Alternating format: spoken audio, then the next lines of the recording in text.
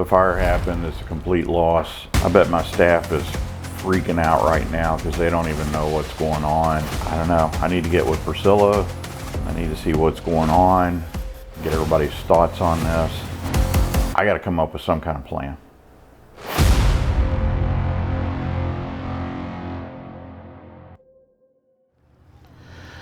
Well, Priscilla, I've been thinking a lot about this and what to do. I mean, we just had the fire, everything's gone. I guess first off, just let everybody know that nobody's going to be laid off. Wonderful. And we'll, you know, we'll keep everybody. We'll work it out. I'm sure the community will kick in, you know, and help us out. So yeah, we'll figure it out. It's not the first time we've been through a disaster. So we can handle this. But, you know, what are some of the things that you've been thinking about doing? I mean, everything's gone. What do we need to do now? What do you think? Well, morale's so low with the crew right now, and naturally so, but I think first off, we need to get the pop-up tents up. We can bring out a grill, coolers, ice the beer and drinks in there. Yeah. And I can set up everything with hand washing stations and everything to keep our license good. Do you think that just letting everybody know that their jobs are still going to be here will help things? Absolutely. That's going to calm everyone down. Okay, good. I mean, so we don't have a plan, but at least we can get them something to go off. All right, so we'll get some tents in here, and did you say grills and stuff? Yeah, we'll get grills, coolers, hand washing stations, everything set up. We can do that right up here in the... And what are we going to be making? Hamburgers, hot dogs, chips. Okay. I'll just have to get an emergency order in, which the companies will do for us, no problem. Yeah, okay. So we'll get all that set up. I mean, we still have the golfers. Everything's still going on like normal outside of the restaurant. I guess, you know, we need to work towards getting into the carriage house and setting up kind of temporary operations there. That means we need to get those bathrooms done that we talked about before. And I almost forgot. I was looking online and I thought, you know, unfortunately, and don't maybe talk a whole lot about this, but unfortunately, this is not going to be a problem that we solve overnight. It's going to be going on for a while. So I thought, well, what if we go get like a food truck or a food trailer and get in here where we can work out of that for a while? That would be amazing. Yeah, the crew would be so ecstatic with the place, with the home, because yeah, I mean, that's something that we can go get. We'll make sure that everything's up to snuff with it and everything can pass health inspection. You know, I'm not going to get a brand new one, but we'll get one that looks brand new, and we'll get it in here and work that out, and then just work towards setting up the whole thing in the carriage house, you know, and going from there. Perfect. So you think everybody's going to be happy with that? I think that would be great. I mean, you'll have to look into stationary coolers and stuff in the carriage house, but yeah. Oh yeah, maybe get a cooler and a freezer in there and some storage area. Yeah, that'd be good. Yep, that sounds great. Okay. All right, we'll let everybody know. All right. Not to worry, their job's still going to be here. That's wonderful. And we'll get to rocking and rolling best we can. All right, thank you, sir. All right, thanks. I have been a member here for pretty much my whole life. Actually, my parents got married here back in 1990, before the back nine was even here. So literally this place has been like a second home to me my entire life. I learned to swim here, I learned to play golf here, and now it's a place that I have been able to bring my kids to. So, you know, hearing about the fire, it was just the talk of the town. Everybody found out pretty much immediately. You know, everybody's calling, everybody's texting, and everybody's just devastated. This place has been, like I said, a home to so many of us, and it's such a fun place to come and hang out. Our kids can play here, we're safe here, we know everybody here, and it's just devastating to see. You know, you look out up on that hill and the restaurant and the clubhouse isn't there. So it's a lot to process. But, you know, ideally we just hope and pray that we're able to rebuild it back, you know, that the staff here is able to kind of pull together and stick together and rebuild something maybe even bigger and better, because, you know, our community needs this. We all need a place like this. And so, you know, we just hope and pray that it'll come back and and hopefully it'll be a restaurant and, you know, the same, very similar to what they had, a place where you can have music and a place where it has really good food, and, you know, our kids can come here and play, and we can come and, you know, have drinks and eat dinner with our friends and family, and yeah, so hopefully we can rebuild it. I woke up that next morning, I think Taylor might have called me, and I literally thought that I burned the place down because I closed the night before, and I was like, oh my God, did I leave the fireplace on? Did I leave the coffee pot on? Did I leave lights on? What did I leave on? What did I do? And then after that, I was more freaked out about, man, tomorrow's league night. What's gonna happen? Nobody's gonna be there. There's no building. What are we gonna do now? I would like to see it rebuilt. I love the way that it was. It was a lot of fun. We had a good time working there. I moved back here a few years ago and come to work here, and I really, really, really loved this job. So I absolutely would love to see us rebuild. I would like to have similar to what we had, but I think bigger and better would be great. Change the kitchen up a little bit, change the bar up a little bit, have a little more for people as far as the building wise. But I absolutely would love to see the rebuild. I've worked here for 4 years, and the day of the fire, day after the fire, was complete disbelief.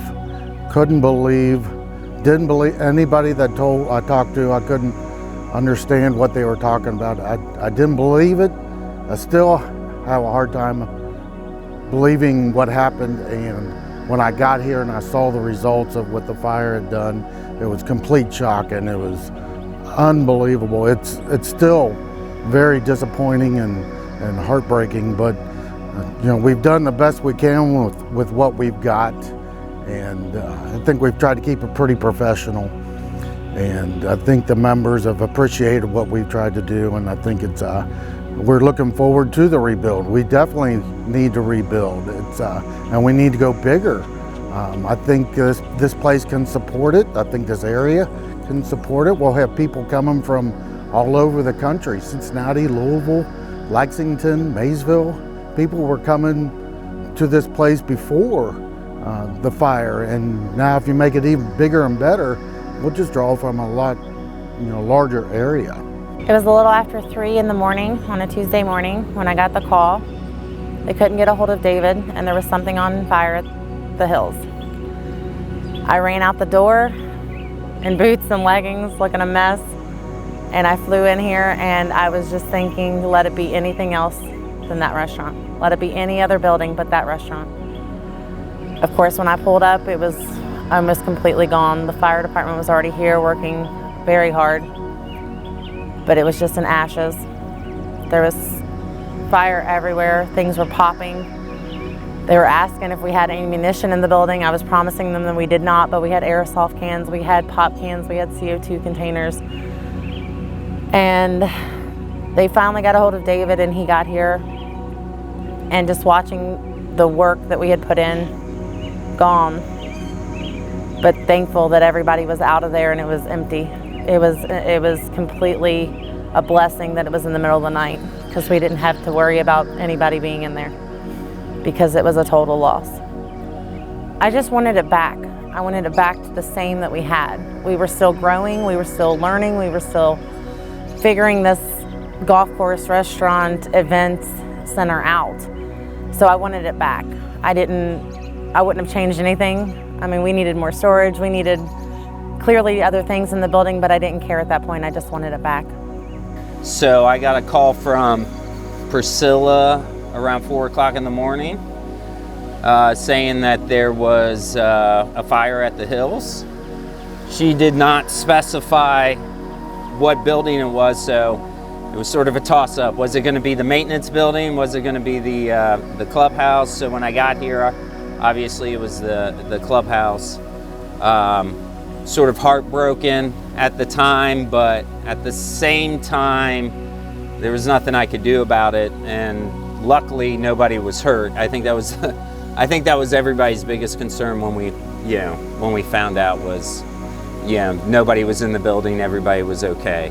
I text and called my employees, let them know what was going on, make sure that they weren't going to freak out when they got here, but also that they needed to park at the gate instead of coming all the way to the shop.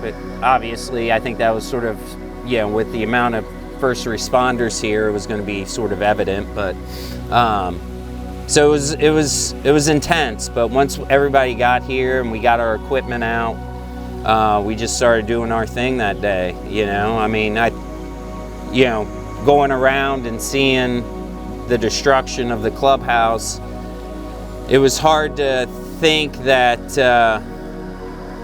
how it was going to be, immediately after the fire. But we had golfers that day, and we had a lot of people come up and want to see what was happening and still support the club. So yes, we're going to rebuild. It's going to be good. What exactly it is, that's going to be a discussion that we're going to have in the future. So the actual night of the fire, I was here. I wasn't here as an employee that night. I was just here as a guest. My daughter had a dance recital in the basement. We were here with family and friends. We all ate dinner, had a couple drinks. After the recital had let out, I had taken a bunch of the dance girls around on the course on the golf carts, and it was just a typical, normal Monday night.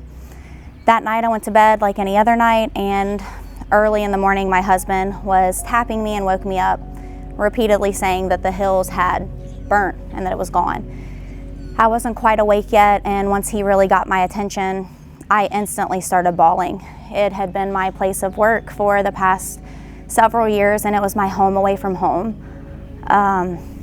I didn't really know if we were gonna have jobs. I didn't know how bad it was until we drove up on the scene and seen it, and it was definitely the most positive thing that we had in the county. It was safe enough to bring your kids and let them run around, and it was also good to where you could come out on a Friday night and have entertainment and have a couple beers with your friends. It was very shocking because it was taken in a second, and the night before was so normal. Obviously, I'm waiting and have waited for so long to see the outcome and what's gonna happen, because our county is so small and we are such a tight-fitted county, and we all are very supportive in things like this. When things happen in the county, we all come together. I don't really think I would change anything. It was always busy. It was the same people every week. We still have people calling today to come to the restaurant and see, and some people still don't even know that it's burnt. We've had people come and actually show up wanting to eat, and we've had to go through the story of what's happened and relive it time and time again when we're on the phone telling people that it's no longer here and that we're just waiting to see what the next step is gonna be. So I am eager to see the next step. If changes do happen, I'm totally game in. I'm never gonna leave. As long as it's here, I'm gonna stay here because this is my home away from home.